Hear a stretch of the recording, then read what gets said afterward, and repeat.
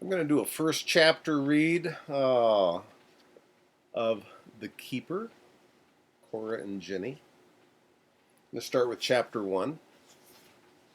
Snap. The second mousetrap went off. Sally, our old dog, woke from her nap. Paul jumped up from his video game and ran to the kitchen.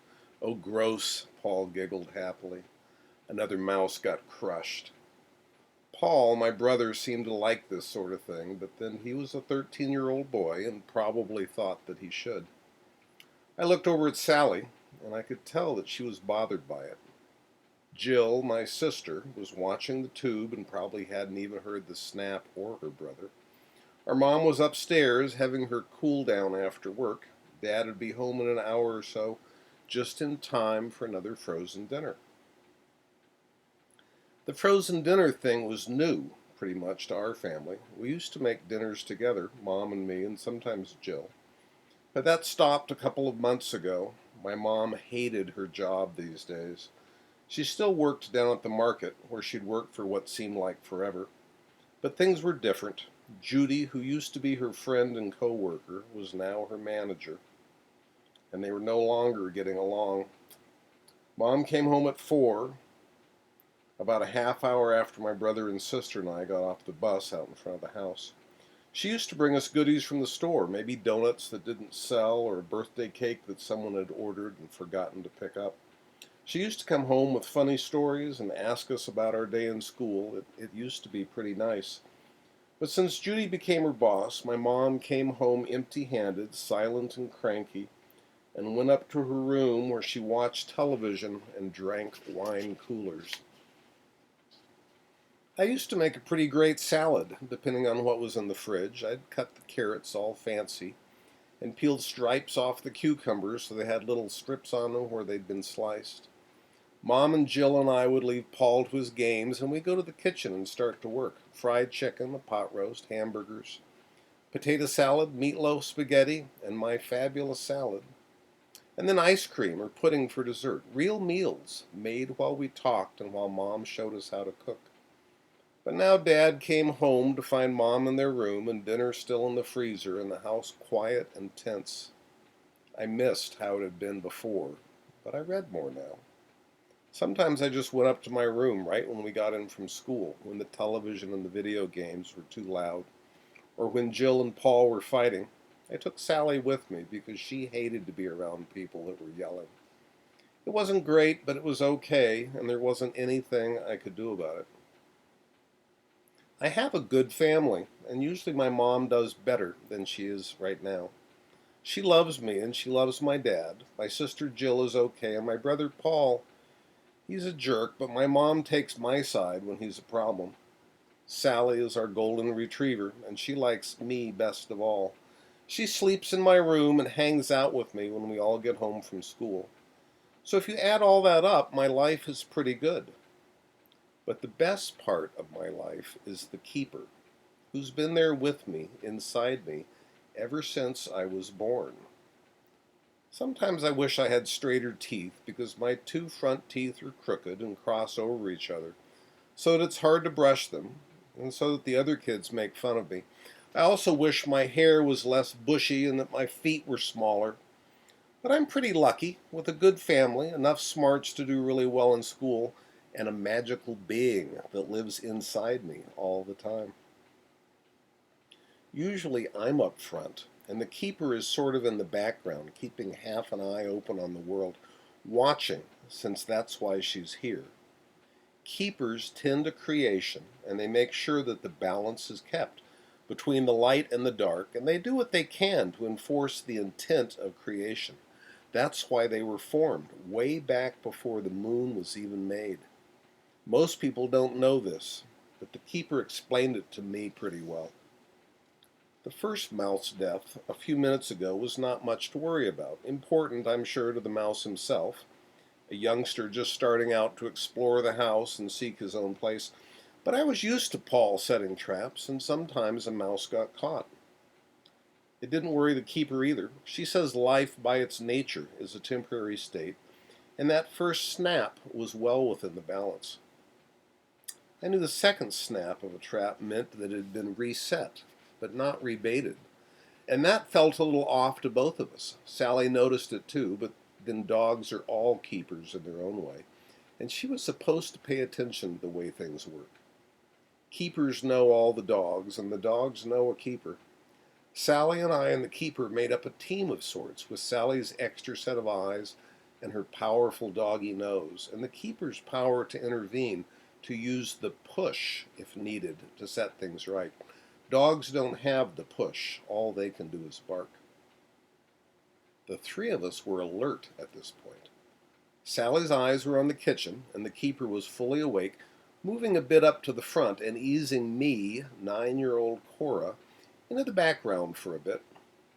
Paul had reset the trap and was just getting back to his video game when snap, a third mouse had run across the floor and ended her life in the trap. Damn, said Paul, jumping back up again. 3 mice in a row. He ran in to check on the newest casualty. Sally got up off the floor and I put down my book and we all headed into the kitchen. Paul pulled back the bar and pulled the dead mouse from the trap, her eyes bulging and a bit of blood running out of her nose. He paused and wondered there for just a split second if maybe something was wrong. Sally had noticed the mice under the stove waiting for the trap to be reset and for the next mouse in line to rush across the floor and die. It's like they're trying to kill themselves, Paul had said with a laugh. He thrust the dead mouse at me, being mean and trying to make me scream. But I was way in the back, and the keeper was up front, and she was neither scared nor amused. The keeper took the mouse from him and looked into its eyes. There was still a faint spark of life there, and the keeper reached in to see what had moved the mouse across the floor and to her death. Fear and panic were there, as you might expect, but below that was a tiny bit of shadow, trying, even as we watched, to hide itself. A bit of darkness had gone in where it wasn't allowed, where only the speck of light should be. The keeper used a push to catch hold of the shadow, and the body of the mouse suddenly twitched and shivered. The keeper pulled the shadow up slowly, as it clung to bits of the tiny mouse mind, pulled until she had brought it out of the dying mouse in a single drop of black blood, which she put onto the end of my finger. Paul watched with wide eyes and shrank back in disgust.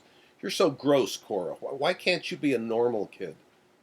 We ignored him after handing him back the now dead mouse and walked away with my finger holding up the glistening dot of darkness.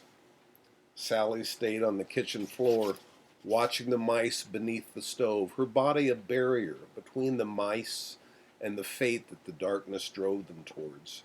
Dogs are good at that sort of thing.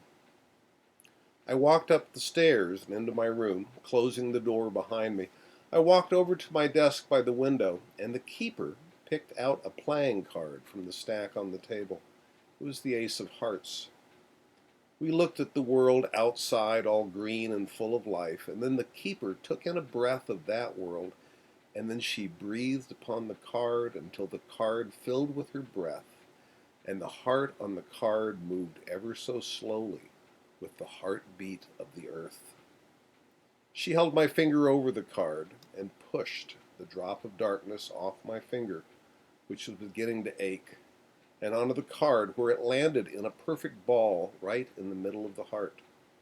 The drop shivered and moved, knowing, I guess, what would come next. The keeper drew in another breath, with her eyes looking out onto the beauty of creation, and then slowly breathed onto the shimmering black bead.